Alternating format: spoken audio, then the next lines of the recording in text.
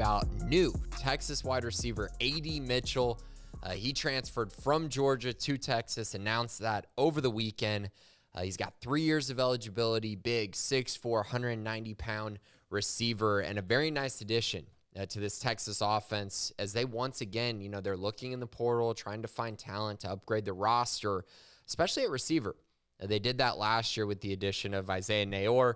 Now, that didn't work out quite the way they hoped, but I think this year they're hoping for that core to really come together like it was supposed to during the 2022 season. So let's start with A.D. Mitchell.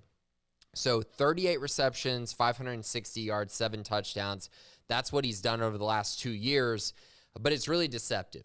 In 2021, he had 426 yards and 4 touchdowns. Really had a nice campaign for his first year as a full-time player at Georgia. Then coming into this year, there was high expectations that he was going to be this superstar, have a massive year, be the vertical threat that they were looking for, but he got hurt early on, and it was really tough to see because he played so well against Oregon to start the year and then was out for a really long time. I know he played in 6 games, but he was really only healthy for like 4 of them, and you kind of saw that. He was out, in and out for a few games, and then finally when the college football playoff was here, he became kind of more of a full-time starter again, had the game-winning touchdown against Ohio State, and just really, I think when you look at kind of what he did over the course of the year, when he was on the field and healthy, he was very good. He had a touchdown against Oregon, Ohio State, and TCU.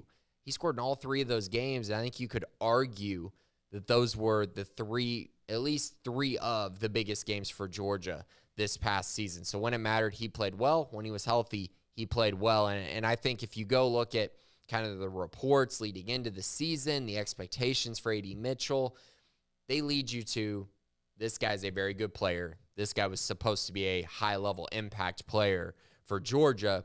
It just didn't all come together for him. So now you look at Texas and you go, okay, Xavier Worthy, Jordan Whittington, Isaiah Nayor, rising elite tight end J.T. Sanders, emerging prospect in Casey Kane, who had a really nice bowl game. You're seeing things really come together on the offensive side for the Longhorns. Now, we're going to have to wait and see how Nayor progresses. He, of course, got injured in the spring, did not play at all this season. So will he come back fully healthy? We don't know the answer to that, but my expectation is that he will. And my expectation is this is going to be an elite receiving core with a good mixture of veterans, young guys, high production, high ceiling. I mean, just a lot of intrigue in my eyes. And this is a team that needs that. You look at what Quinn Ewers did last year, and I think it became very clear that there were a couple things. Quinn was not as sharp. This was his first year. He wasn't quite at the level that I think some people were thinking he would be. But I also think that there were some reasons for that. Texas ran the ball a lot. Texas really relied on Bijan Robinson, Roschon Johnson to run the football. And that was smart. That won them a lot of games. But at the end of the day, they did have moments where they needed him to make more plays or create some bigger plays, and he couldn't make the play, and also his receivers simply were not as good as I think they were supposed to be. I think Xavier Worthy had a solid year, but it could have been better. It could have been, I think the expectations were that it was going to be better, especially once Nayor was out. Didn't quite happen, but that's okay, because you got another year to try to work on that. Now, as far as Quinn Ewers goes, the end of the year was kind of one of those stretches where you just go, okay, is this guy going to be able to turn it around? Is this just who he is? Is this just who he is for this year? And then he's going to get better. But in those 4 straight games, he had under 200 yards passing in all 4. He had 4 total touchdowns. In 3 of those 4 games, he completed under 59% of his passes. And in 2 of those games, he threw the ball over 30 times. So was not very good in those last 4. Now, he did turn around in the bowl game against Washington. He gets credit for that, of course. But those final 4 games were not very encouraging, and I think are a big reason why Steve Sarkisian was like, hey, we need to go find another weapon to add to this roster. We got a great recruiting class come in, but those guys are young. Let's go find someone that's a little more proven. I think that's what they're getting with A.D. Mitchell. Now, as far as what these guys can do, you got Worthy, vertical threat, but I think he needs another vertical threat next to him.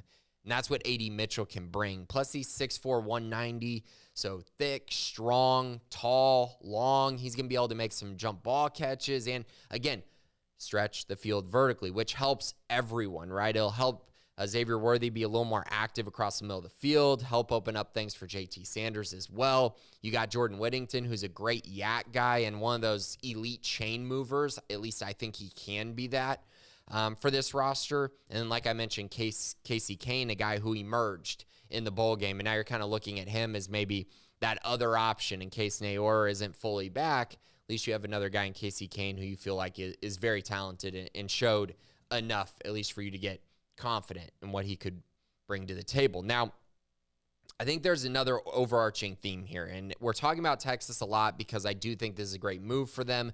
They're adding an elite offensive weapon. They're just trying to get better. They're accumulating talent, right? But I think on the other hand, we do have to talk a little bit about Georgia.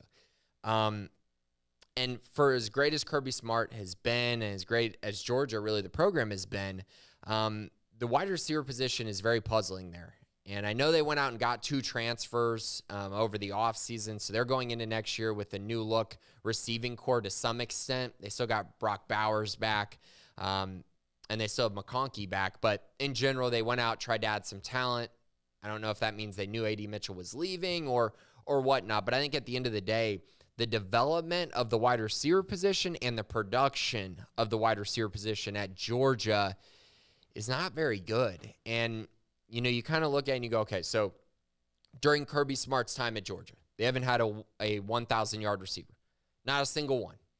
And that's great. That gives you that sample size since 2016. That's a long time, and that shows you, you know, they want to run the football. They're going to play tight ends. They're going to utilize tight ends in the passing game heavily, which they should. They're talented there. But it goes deeper than that. Georgia hasn't had a 1,000-yard receiver since 2002. And that is one of those puzzling stats even more because A.J. Green was on the roster, and A.J. Green never had a 1,000-yard receiving season at Georgia. I think all this just tells you, you know, if you want to go put up stats at the wide receiver position, Georgia's really not the place for you. Now, obviously, if you want to go win games, that's a totally different conversation. If you want to go to the NFL, they've been able to do that as well. But stats-wise, it's just not really there, and it kind of makes sense, right? They run the football. They play possession football. They, you know, when they're up, they just run you to death, and they're not airing it out, trying to put up a ton of points. But I do find it intriguing that that's kind of been the situation that we've seen over the course of, you know, a really large sample size of just the Georgia football program and not just Kirby Smart's version of Georgia. So just something that I've found very fascinating and interesting, and maybe they turn that around, but we'll see. We'll see if they change up the quarterback position, if that does make any changes to their passing attack. But that's it for today. That's it for Crystal Ball College Football. Later this week, I'm going to talk about one more hire that I found rather interesting.